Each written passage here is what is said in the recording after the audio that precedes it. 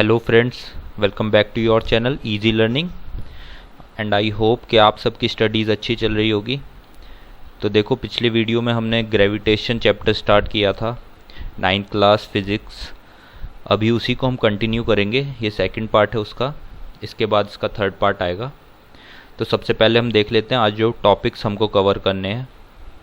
ठीक है, so the first topic is mass and wait.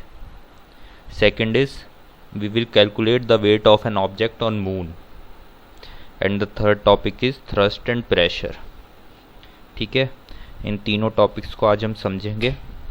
तो सबसे पहले स्टार्ट करते हैं मास एंड वेट से, राइट। तो सबसे पहले मास देखते हैं, मास क्या होता है। देखो, we have learned in the previous chapter that the mass of an object is the measure of its inertia. We have also learned that greater the mass the greater is the inertia. It remains the same whether the object is on earth, the moon or even in outer space. Thus the mass of an object is constant and does not change from place to place. देखो, मास के बारे में हमने पहले भी पढ़ा था। मास क्या होता था? Mass is the measurement of inertia. ठीक है, किसी बॉडी का मास जितना ज़्यादा होता था उसके अंदर इनर्शिया उतना ज़्यादा होता था। जब फर्स्ट लॉ ऑफ मोशन हमने पढ़ा था तब भी मास आया था, है ना। तो हम ये बात समझ गए कि किसी बॉडी का अगर मास ज़्यादा होता है तो उसका इनर्शिया ज़्यादा होता है, उसको रोकने में उतना ज़्यादा हमें फोर्स लगानी पड़ती है, या अगर वो रेस्ट में है बॉडी तो उसको फिर मोशन में लाने के लिए हमें उतनी ज़्यादा फोर्स लगानी पड़ती है। अब देखो, अगर सिंपल वर्ड्स में हम मास को समझें तो मास क्या है। किसी भी बॉडी के अंदर देखो, जितना भी मैटर प्रेजेंट है, ठीक है, उसके अंदर जितने ज़्यादा मॉलिक्यूल्स हैं, जितना ज़्यादा मैटर है उसके अंदर, उसी को हम बोलते हैं कि उस बॉडी का मास उतना ज़्यादा है। ठीक है, और किसी के अंदर जो नंबर ऑफ मॉलिक्यूल्स, अगर किसी बॉडी के अंदर मान लिया 100 मॉलिक्यूल्स है किसी बॉडी के अंदर, ठीक है, उनका एक डेफिनेट मास है, तो वो मास जो है चेंज नहीं होता है, चाहे आप उसको कहीं पर भी ले जाओ। ठीक है, आप उसको पहाड़ों पर ले जाओ तब भी उसका मास उतना ही, आप उसे समुद्र के अंदर डुबा दो तब भी उतना ही, आप उसे अर्थ से बाहर ले जाओ, मून पे ले जाओ, तब भी उसके अंदर उतने ही मॉलिक्यूल्स होंगे, उनका मास उतना ही रहेगा। ठीक है, आप उसको कहीं स्पेस में ले जाओ, वहाँ पे छोड़ दो, तब भी उसका मास उतना ही रहेगा, भले ही वो बॉडी फ्लोट करने लगे स्पेस में, क्योंकि वहाँ पे ग्रेविटेशन पुल नहीं लग रहा उसके ऊपर कोई, लेकिन मास उसके अंदर उतना ही रहेगा। ठीक है ना।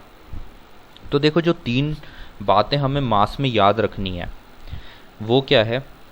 देखो, अभी हम क्या करेंगे ना, सबसे पहले हम मास और वेट को एक ओवरव्यू देख लेते हैं, थोड़ा थोड़ा समझ लेते हैं कि मास और वेट क्या क्या क्या होता है। ठीक है, उसके बाद हम एक एग्जांपल लेंगे और उस एग्जांपल से हम समझेंगे मास और वेट में क्या डिफरेंस है, और फिर पूरी पिक्चर आपको क्लियर हो जाएगी।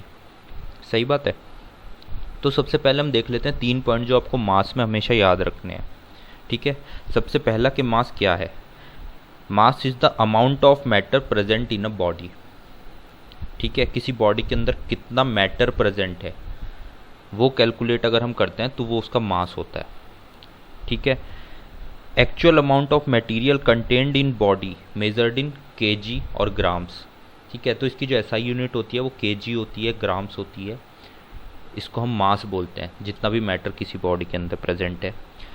और this is independent and always constant, मतलब कि मास किसी भी चीज़ पे डिपेंड नहीं करता है। एक बॉडी के अंदर जितना मैटर है वो उतना ही रहेगा, वो कभी चेंज नहीं होता है, अनटिल अनलेस अगर उसका किसी के साथ रिएक्शन नहीं हो रहा है। देखो, रिएक्शन में क्या होता है, कभी मॉलिक्यूल्स किसी बॉडी को छोड़ देते हैं, कुछ नए मॉलिक्यूल्स आ जाते हैं, लेकिन अगर कोई रिएक्शन नहीं हो रहा है बॉडी का किसी के साथ, तो उसका जो मास है वो हमेशा कांस्टेंट रहता है। ठीक है, चाहे आप उसको कहीं पर भी ले जाओ, उसका मास जितना इस जगह पर है उतना ही दूसरी जगह पर भी होगा। तो ये 3 पॉइंट्स हमें समझने हैं मास के, तो हमें मास का फंडा बिल्कुल क्लियर हो जाएगा। ठीक है, अब नेक्स्ट टॉपिक एक बार हम देखते हैं वेट क्या है। ठीक है, we know that the earth attracts every object with a certain force and this force depends on the mass of the object and the acceleration due to gravity g. The weight of an object is the force with which it is attracted towards the earth. ठीक है, अब ये क्या बोल रहा है, देखो मास और वेट में डिफरेंस क्या है। वेट जो है ना वो अमाउंट ऑफ मैटर नहीं है, weight is a force. Weight वो फोर्स है जिस फोर्स से किसी मास को अर्थ अपनी तरफ खींच रहा है, उस फोर्स को हम वेट बोलते हैं। ठीक है, तो वेट की जो डेफिनेशन निकल के आती है वो क्या होती है कि it is the force exerted by the gravity on the body. ठीक है, अर्थ के ऊपर जो वेट होता है बॉडी का वो अलग होता है, मून के ऊपर वेट अलग होता है, स्पेस में बॉडी का वेट ज़ीरो हो जाता है, इसलिए वो फ्लोट करने लगती है क्योंकि वहाँ पे कोई एक्सेलरेशन ड्यू टू ग्रेविटी लग नहीं रहा है स्पेस में। तो इसीलिए जो फोर्स होती है वो ज़ीरो हो जाती है। और वेट क्या है? Weight is a force. ठीक है, वेट एक फोर्स है जिस फोर्स से किसी बॉडी को अर्थ अपनी पास खींच रहा है, वो फोर्स कहलाती है वेट।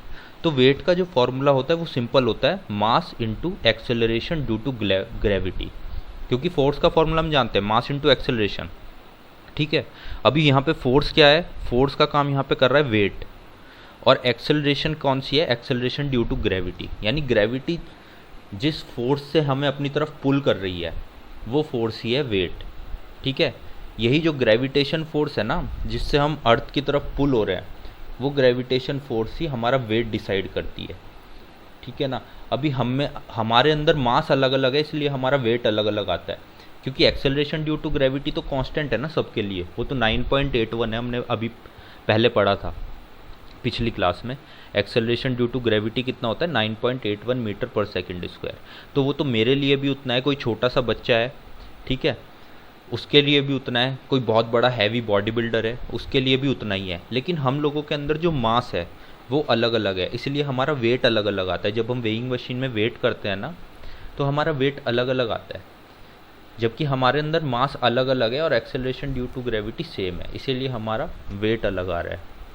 कोई बॉडी बिल्डर है, उसके अंदर जो अमाउंट ऑफ मैटर है, उसके अंदर मसल्स और हड्डियाँ मॉलिक्यूल्स मेरे से ज़्यादा हैं, तो इसलिए उसका वेट मेरे से ज़्यादा आता है। कोई छोटा बच्चा है, उसके अंदर बहुत ही कम मैटर है, ठीक है, तो इसलिए उसका वेट कम है, उसका मास कम है, राइट। तो ये देखो, एक मास और वेट का भी हमें एक ओवरव्यू मिल गया है। वेट में भी हम देख लेते हैं, जो 3 पॉइंट्स हमें याद रखने हैं। First point is this, that it is the force exerted by the gravity on a body. ठीक है, वेट एक फोर्स है और फोर्स जो है वो मास और एक्सेलरेशन पर डिपेंड करती है। तो अगर मास और एक्सेलरेशन की वैल्यू चेंज होगी तो वेट चेंज हो सकता है बॉडी का, ठीक है, लेकिन मास जो है वो एक कांस्टेंट चीज़ है, वो कभी चेंज नहीं होती। Acceleration due to gravity change हो सकती है, it depends on the place. ठीक है, जैसे अर्थ की एक्सेलरेशन ड्यू टू ग्रेविटी 9.81 है, अगर आप मून पे जाओगे तो वो अलग होगी। ठीक है, आप स्पेस में जाओगे तो वहाँ तो एक्सेलरेशन ड्यू टू ग्रेविटी है ही नहीं, क्योंकि स्पेस में तो कोई ग्रेविटेशन पुल लग नहीं रहा है हमारे ऊपर, वहाँ पे तो हम ऐसे ही तैरते रहते हैं। ठीक है, तो वहाँ पे हमारा वेट क्या हो जाता है? ज़ीरो हो जाता है। लेकिन मास स्पेस में भी हमारा उतना ही रहेगा जितना अर्थ के अंदर है। ठीक है ना। अब सेकंड पॉइंट जो हमें समझना है कि it depends on gravitational field, कि वेट ग्रेविटेशनल फील्ड पे डिपेंड करता है। ग्रेविटेशन जितनी ज़्यादा स्ट्रांग होगी वेट उतना ज़्यादा होगा, ग्रेविटेशन जितनी कम होगी वेट उतना कम होगा। ठीक है। Third point is it varies with places, it is not constant. वो हम समझ ही चुके हैं कि वेट कभी कांस्टेंट नहीं होता है, ये स्मॉल जी की वैल्यू पे डिपेंड करता है। जैसे जैसे प्लेस चेंज होंगे, स्मॉल जी की वैल्यू चेंज होगी, आपका वेट भी चेंज होगा, राइट। अभी देखो, मास और वेट का हमें एक हल्का आइडिया आ गया है कि ये दोनों क्या चीज़ें हैं। अभी हम एक एग्जांपल देखते हैं जिससे आपको बिल्कुल एकदम क्लियर हो जाएगा कि मास और वेट में क्या डिफरेंस है, राइट। तो देखो, हम let us consider a wooden block. ठीक है, let us consider a wooden block which is made up of 1000 molecules, each of them is of 1 gram। अभी हम देखो ऐसा इमेजिन करते हैं कि हमारे पास एक ब्लॉक रखा हुआ है लकड़ी का और वो 1000 मॉलिक्यूल्स से मिलके बना है। ठीक है, और हर एक मॉलिक्यूल्स जो है उनमें से वो 1 ग्राम का है। मतलब कि देखो, मॉलिक्यूल्स का जो एटम्स और मॉलिक्यूल्स का जो मास होता है ना वो बहुत ही कम होता है। ठीक है, उसको हम मेज़र करते हैं एटॉमिक मास यूनिट में, और 1 एटॉमिक मास यूनिट जो है 10⁻⁻24 ग्राम के लगभग, 1.6 इंटू 10⁻⁻24 ग्राम होती है। मतलब बहुत ही कम वेट होता है, वो बहुत ही कम मास होता है, सॉरी। ठीक है, लेकिन हम ऐसा कंसीडर कर ले रहे हैं इस एग्जांपल में समझने के लिए कि एक ब्लॉक है वो 1000 मॉलिक्यूल्स से मिलकर बना है और हर एक मॉलिक्यूल का जो मास है वो 1 ग्राम है। तो हम क्या बोलेंगे कि ये जो ब्लॉक है इसका टोटल मास कितना हो गया। Now we can say that the mass of this block is 1000 into 1 gram which is 1 kg। अब हम बोल सकते हैं कि इस जो ब्लॉक है इसका जो मास है वो 1 kg है। तो यहाँ से हम समझ सकते हैं कि मास क्या है ना। Mass is the amount of matter present in this block. इस ब्लॉक के अंदर जितने भी मॉलिक्यूल्स एटम्स हैं उन सबका जब हमने मास, एटॉमिक मास मिलाया, तो जो टोटल मास हमें मिला है वो इस ब्लॉक का मास है, जो कि 1 kg है। ठीक है, अब हम ऐसा करते हैं, हम इसका वेट कैलकुलेट करते हैं। मास तो हमें पता चल गया इस ब्लॉक का 1 kg है। Now we will calculate the weight of this block on a weighing machine which is placed on planet Earth. अब अर्थ के ऊपर एक वेइंग मशीन रखी है, हम वहाँ पे इस ब्लॉक को प्लेस करेंगे और इसका वेट देखते हैं कितना आएगा। ठीक है, तो as per the definition wait क्या होता है, weight is equal to mass into acceleration due to gravity. ठीक है, वेट क्या है, वेट एक फोर्स है जो अर्थ लगा रहा है इस ब्लॉक के ऊपर, और वो फोर्स कितनी होती है, इसका mass into acceleration due to gravity. ठीक है, तो वेट कितना हो जाएगा ब्लॉक का, वेट हो जाएगा 1 kg जो कि इसका मास है, इंटू 9.81 मीटर पर सेकेंड स्क्वायर जो कि acceleration due to gravity on Earth. तो इसका वेट आ जाएगा 9.81 न्यूटन। तो आप डिफरेंस देख रहे हैं, मास है इसका 1 kg और इसका वेट है 9.81 न्यूटन। वेट को हमेशा कैलकुलेट करते हैं न्यूटन में, क्योंकि weight is a force, force की यूनिट क्या होती है, न्यूटन। तो इसलिए वेट को भी हम कैलकुलेट करते हैं न्यूटन में। अब देखो, हमें वेट में और मास में कन्फ्यूज़न क्यों होता है, क्योंकि हमारी डेली लाइफ में जब भी हम वेइंग मशीन पे या कहीं पे भी किसी भी चीज़ का वेट करते हैं, किसी भी चीज़ को हम अगर वेट निकालते हैं ना, कैलकुलेट करते हैं, तो हम जनरली केजीज़ में उसको मेज़र करते हैं। मतलब क्योंकि हम अर्थ से बाहर कभी जाते ही नहीं ना, तो हमें कभी मास का और वेट का कॉन्सेप्ट समझने की ज़रूरत ही नहीं पड़ती, क्योंकि हम हमेशा अपनी पूरी लाइफ अर्थ पे ही स्पेंड करते हैं। तो हम जो वेट है उसको मास के साथ कंफ्यूज करते हैं, जबकि हमारा जो वेट एक्चुअली में अर्थ पे आता है, अगर समझ लो कोई 98 kg किसी का वेट आ रहा है ना वेइंग मशीन के ऊपर, तो एक्चुअली में उसका जो मास है, जो रियल मास उसके अंदर है वो है ओनली 10 kg, लेकिन उसका वेट जो आ रहा है 98 क्यों आता है, क्योंकि वो 10 इंटू 9.8 मीटर पर सेकेंड स्क्वायर हो जाता है, तो इसलिए उसका जो वेट आता है वो 98 kg आता है। एक्चुअली में वो 98 kg नहीं होता है, वो 98 न्यूटन होता है। वो फोर्स है जो हम वेइंग मशीन पे लगा रहे हैं, ठीक है, ड्यू टू ग्रेविटी, तो वो 98 न्यूटन है, लेकिन हम उसे केजी में ही रिप्रेजेंट करते हैं जनरली, तो इसीलिए हम हमेशा मास और वेट में कंफ्यूज रहते हैं। आई होप अभी आपको ये मास और वेट का जो फंडा है वो क्लियर हो गया होगा एकदम, कि हमारा मास क्या होता है और हमारा वेट क्या होता है। वेट कभी भी कांस्टेंट नहीं होता, वो जगह पे डिपेंड करता है, वो जी पे डिपेंड करता है, स्मॉल जी पे। अगर कहीं पे ग्रेविटी ज़्यादा है वहाँ पे हमारा वेट बढ़ जाएगा, कहीं पे ग्रेविटी कम है वहाँ पे हमारा वेट कम हो जाएगा, लेकिन मास हमेशा कांस्टेंट है, क्योंकि हमारे अंदर जो मॉलिक्यूल्स हैं जिनसे हम मिलके बने हैं, एटम्स और मॉलिक्यूल्स, उनका नंबर हमेशा डेफिनेट है, वो हमारे से निकल के कहीं बाहर नहीं जा रहे ना, तो हमारा जो वेट है वो हमेशा कांस्टेंट, मास जो है वो हमेशा कांस्टेंट है, सॉरी। ठीक है, अभी देखो यही कॉन्सेप्ट हम समझेंगे, हमारा जो नेक्स्ट टॉपिक है उसमें हम एक ऑब्जेक्ट का वेट निकालेंगे मून के ऊपर, तो हमें समझ में आएगा कि किस तरह से जो वेट है वो वेरी करता है अर्थ से और मून के बीच में, किस तरह से वेट वेरी करता है, क्योंकि acceleration due to gravity different है, अर्थ पे अलग है और वहाँ पर अलग है। चलिए तो फ्रेंड्स, अब हम कैलकुलेट करते हैं weight of an object on the moon. ठीक है, देखो, we have learn that the weight of an object on the earth is the force with which the earth attracts the object. In the same way, the weight of an object on the moon is the force with which the moon attracts that object. The mass of the moon is less than that of the earth. Due to this, the moon exerts lesser force of attraction on objects. अब देखो ये क्या बोल रहा है कि हम जानते हैं कि वेट क्या होता है, वेट वो फोर्स है जिससे अर्थ हमें अपने पास अट्रैक्ट कर रहा है। ठीक है, अब अगर हमें वेट कैलकुलेट करना है मून के ऊपर, तो मून के ऊपर वेट क्या होगा, मून के ऊपर वेट वो फोर्स होगी जिस फोर्स से मून हमें अपने पास अट्रैक्ट करेगा। ठीक है ना, तो जो ग्रेविटेशनल फोर्स का फॉर्मूला हमने पढ़ा था वो क्या था, gravitational force is equal to होता था capital G into mass of the bigger object into mass of the smaller object upon radius का होल स्क्वायर, मतलब डिस्टेंस का होल स्क्वायर दोनों ऑब्जेक्ट्स के बीच में। ठीक है, अब यहीं पर अगर हम ग्रेविटेशनल फोर्स को वेट कंसीडर करें कि ये वेट है, अगर हम कैलकुलेट कर रहे हैं, तो स्मॉल m हो जाएगा हमारा मास, कैपिटल M हो जाएगा उस प्लेनेट का मास जिसके ऊपर हम अपना वेट कैलकुलेट कर रहे हैं, और r हम उस डिस्टेंस को बोलेंगे जो उस प्लेनेट के सेंटर से हमारे बीच में जो डिस्टेंस है, जिसे हम जनरली उस प्लेनेट की रेडियस कंसीडर कर लेते हैं। ठीक है, ये जो 10.16 में आपको एक इक्वेशन दिख रही है कि W M is equal to capital G into capital M M into small m upon R M का होल स्क्वायर। ये क्या है, ये वेट अगर हम किसी का निकालें मून के ऊपर तो वो है ये, क्योंकि वेट का फॉर्मूला क्या होता है, mass into acceleration due to gravity.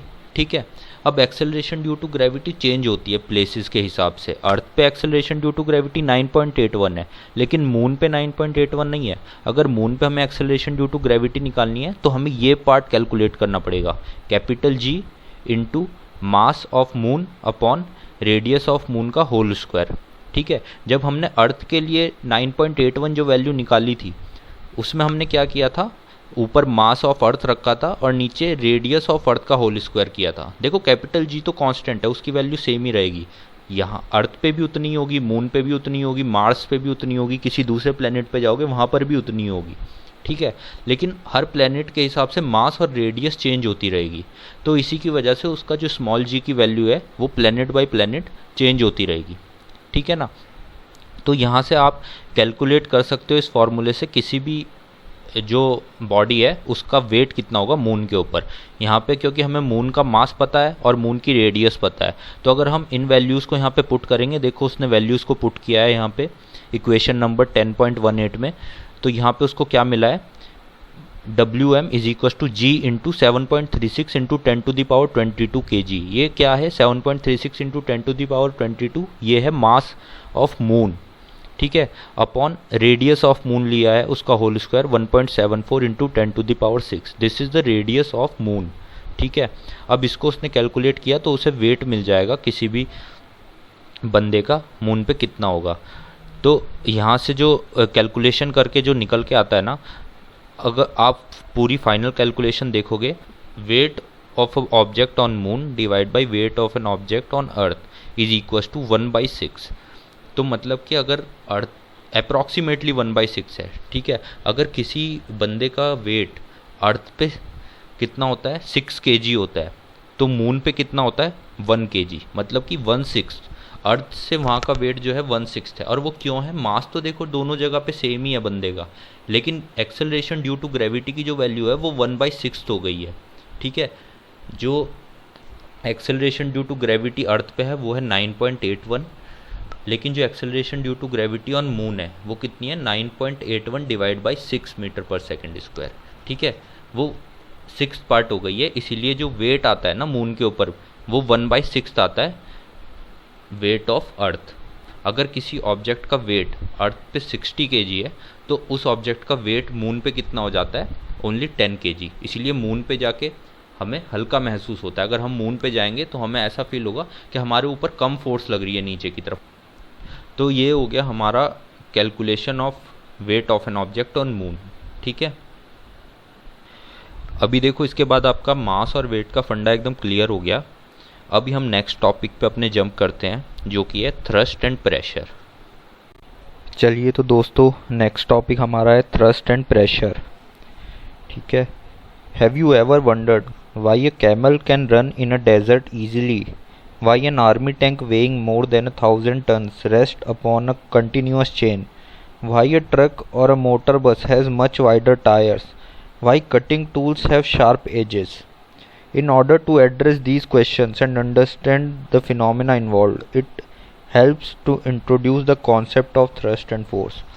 तो देखो बच्चों, यहाँ पे जो 4-5 एग्जाम्पल आपको दिए हैं ना शुरू में, इन सबको अभी हम समझेंगे कि ऐसा क्यों होता है, बल्कि आप खुद ही ये आंसर कर दोगे ये ऐसा क्यों हो रहा है जब हम समझ जाएंगे थ्रस्ट और प्रेशर का क्या कॉन्सेप्ट है।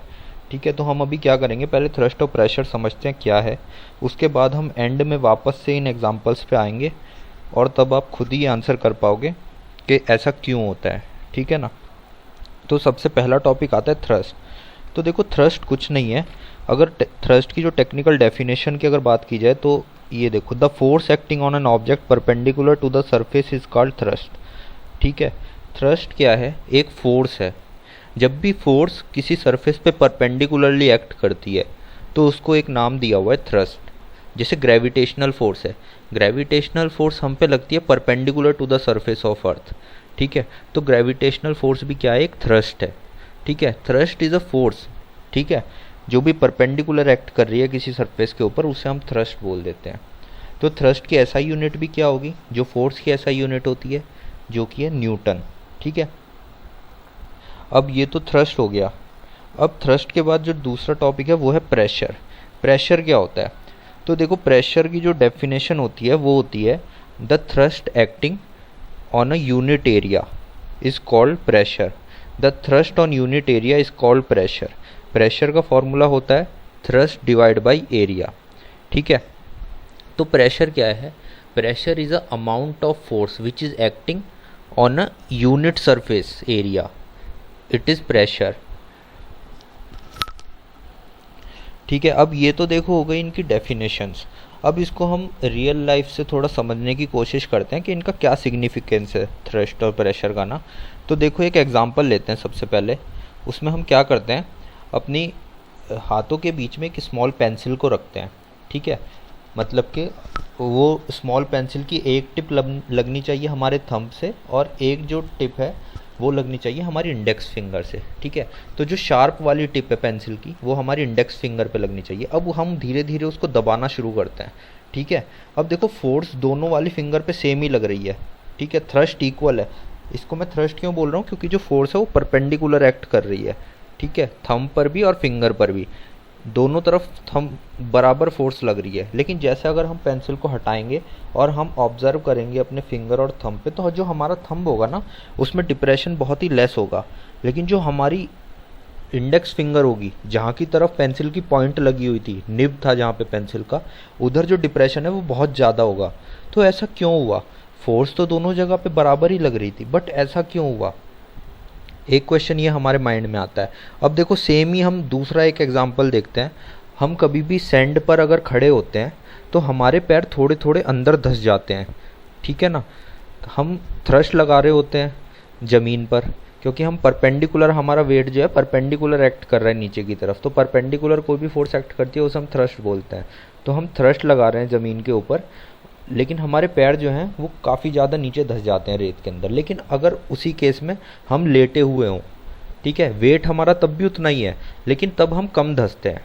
लेट अगर हम जाते हैं रेत के ऊपर तब हम उतने ज़्यादा नहीं धंसते, वेट हमारा अभी भी सेम है। जब हम खड़े हुए हैं तब भी वेट उतना ही है, लेटे हुए भी उतना ही है, लेकिन खड़े होते हैं जब तो हम ज़्यादा अंदर धंसते हैं, लेटे हुए हम कम अंदर धंसते हैं। तो ऐसा क्यों है, अब देखो ये चीज़ डिपेंड करती है प्रेशर के ऊपर। प्रेशर की डेफिनेशन क्या है, फोर्स अपॉन एरिया। तो फोर्स तो दोनों केसेस में इक्वली लग रही है, वहाँ पर भी वेट उतना ही है, यहाँ पर भी वेट उतना ही है, लेकिन एरिया दोनों जगह पे डिफरेंट है।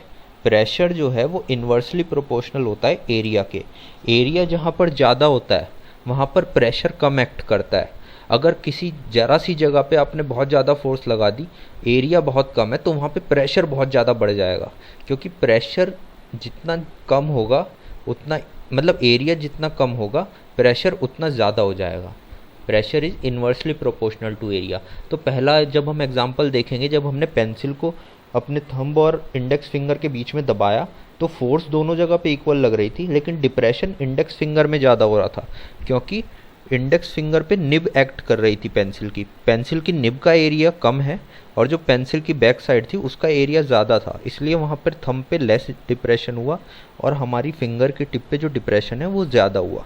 ठीक है, ये क्यों हुआ, क्योंकि इसमें प्रेशर का कॉन्सेप्ट लग रहा है। Pressure is inversely proportional to area. यही सेम जो हमारा इफेक्ट है वो हमें लग रहा है जब हम सैंड पर खड़े हुए हैं। सैंड पर जब हम खड़े हुए हैं तो हमारा जो वेट एक्ट कर रहा है वो हमारी फीट पर एक्ट कर रहा है। जो एरिया हमारा कांटेक्ट में है वो कौन सा है, हमारी फीट।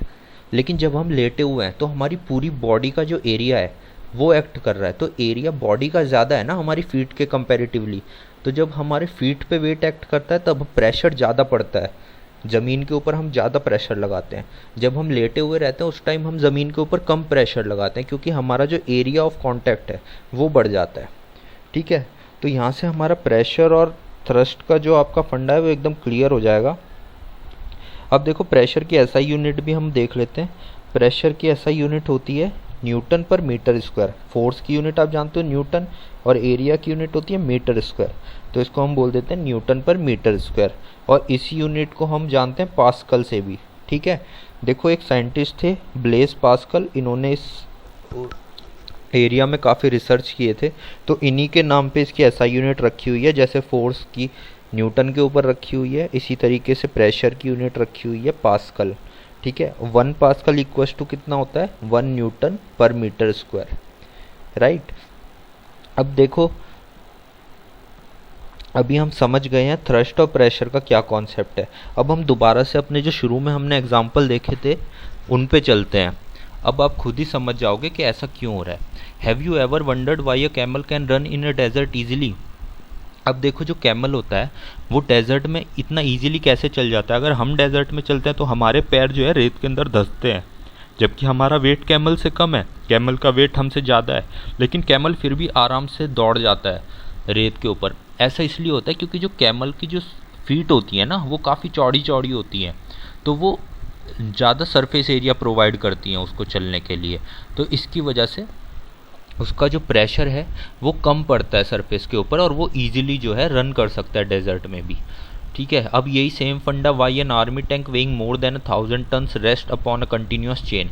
जो टैंक्स होते हैं उनके आपने देखा होगा, उनके व्हील के चारों तरफ जो है चेन लगी रहती है। उससे क्या होता है, उन्हें कहीं भी रेत का मैदान हो या कैसा भी उबड़ खाबड़ रास्ता हो, हर जगह पे चलने पे उन्हें आसानी मिलती है, क्योंकि सरफेस एरिया बढ़ जाता है टायर्स का। जब टायर्स आपके कांटेक्ट में होते हैं ज़मीन से, तो टायर का हमेशा पिन पॉइंट कांटेक्ट होता है, क्योंकि सर्कुलर होते हैं ना टायर्स, तो उनका जो कांटेक्ट एरिया होता है बहुत ही कम होता है सड़क से। लेकिन जब चैन उनके चारों तरफ पड़ जाती है तो सरफेस एरिया इतना बढ़ जाता है कि प्रेशर बहुत कम एक्सर्ट करते हैं फिर वो किसी भी एरिया के ऊपर, तो फिर वो आराम से कहीं पे भी जा सकते हैं टैंक्स। ठीक है, अब यही why cutting tools have sharp edges. जैसे चाकू होता है, चाकू की आपने एज देखी होगी, बहुत ही पतली होती है। वो इसीलिए होती है ताकि वो ज़्यादा से ज़्यादा प्रेशर डाल सके और आराम से किसी भी ऑब्जेक्ट को कम फोर्स में भी आराम से काट सके। उससे क्या होता है, आपको चाकू से जब आप सब्जी काटते हो आपको कम फोर्स लगानी पड़ती है। अगर कोई पैना चाकू होता है ना, आप बहुत कम फोर्स लगाते हो तब भी वो आराम से काट देता है, क्योंकि वो प्रेशर बढ़ जाता है एरिया कम होने की वजह से। ठीक है, तो यही सब एग्जांपल्स हैं यार। आप देखोगे यहाँ पे भी उसने एक एग्जांपल दिया हुआ है। ये बच्चा है, ये एक पोस्टर लगा रहा है दीवार के ऊपर। अब ये पिन के ऊपर जो है परपेंडिकुलरली फोर्स लगा रहा है, तो परपेंडिकुलर फोर्स लग रही है तो इसका मतलब ये थ्रस्ट लगा रहा है। और इसका जो निब है, पिन का जो निब होता है वो बहुत ही पतला होता है, उसका सरफेस एरिया बहुत कम होता है, इसीलिए वो जरा सी भी हम फोर्स लगाते हैं ऊपर से तो वो आराम से अंदर धंस जाता है। जबकि आपने देखा होगा, अगर कोई पिन ऐसा है जिसका जो आगे का निब है वो थोड़ा मोटा है, तो उसको अंदर धंसाने में आपको ज़्यादा ताकत लगानी पड़ती है। ठीक है, तो वो भी प्रेशर का कॉन्सेप्ट है। तो बस यार, ये आज का जो हमारे टॉपिक थे तीनों हमने कवर कर लिए हैं। अब बाकी आप ये देखो, एक एग्जांपल एक दो दिए हुए हैं, सॉल्व एग्जांपल, इन्हें आप आराम से सॉल्व कर सकते हो, इनमें कुछ भी ऐसा नहीं है। देखो, एक दो फार्मूला ही आपको याद रखने हैं। एक प्रेशर का फार्मूला होता है आपका फोर्स अपॉन एरिया, या फिर थ्रस्ट अपॉन एरिया बोल सकते हो, परपेंडिकुलर फोर्स है तो। और एक आपका ग्रेविटेशन का फार्मूला अभी तक आया है, स्मॉल जी का फार्मूला है। यही 2-3 फार्मूला है, इनके अलावा कोई ज़्यादा बड़ा फार्मूला इस चैप्टर में है नहीं, तो उन्हीं पे बेस्ड न्यूमेरिकल्स हैं, आप खुद से लगा सकते हो। ठीक है, अब नेक्स्ट क्लास में हम इसके तीसरे पार्ट में चैप्टर कंप्लीट करेंगे। उसमें हम पढ़ेंगे प्रेशर इन फ्लूइड्स और आर्किमिडीज प्रिंसिपल्स और बॉयंसी, ये सब हम नेक्स्ट पार्ट में पढ़ने वाले हैं। तो अभी तक यार आपने काफ़ी सपोर्ट दिखाया इस चैनल पे, ऐसे ही आप सपोर्ट करते रहिए, हम फटाफट वीडियोस लाते रहेंगे। ठीक है, और अगर आप चैनल पे नए हैं तो यार शेयर करो, अगर आपको यूज़फुल लगती है वीडियो लाइक करो। ओके, चलो फिर टाटा बाय बाय, मिलते हैं नेक्स्ट वीडियो में।